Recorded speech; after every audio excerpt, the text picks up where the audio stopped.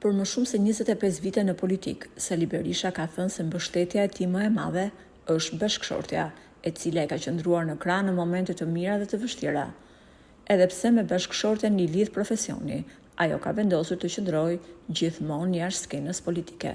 Edhe pse e ka shoqëruar gjithmonë në takime zyrtare, Liri Berisha nuk ka artikuluar qëndrime politike në media, as për miqt dhe as për armiqt politik të Sali Berishës. Megjithatë, nga rregulli, pas ka edhe përjashtime.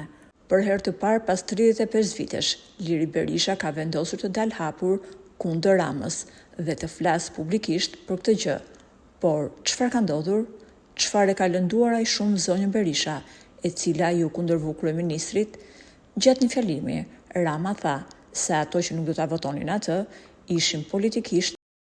Një rrjet i gjerë reagimesh erdhi për këtë deklaratë, midis të cilave edhe zonja Berisha si mjeke dhe si drejtuese fondacioni që i vjen në ndihmë këtyre fëmijëve, tha atë që kishte për të thënë. Ajo u shpreh se ishte skandalizuar nga kjo deklaratë e bërë nga kryeministri. Unë kam shumë vite në këtë sektor dhe i njoh sakrificat e prindërve. Si mundet ti të bësh një krahasim të tillë?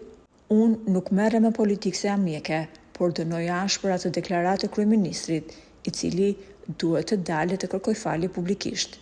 Ju nuk e dini se sa heronj janë prindrit e atyre fëmijëve dhe sa të veçantë janë këto fëmijë. Ndaj ju lutem, mos i bëni pis me deklaratat tuaja.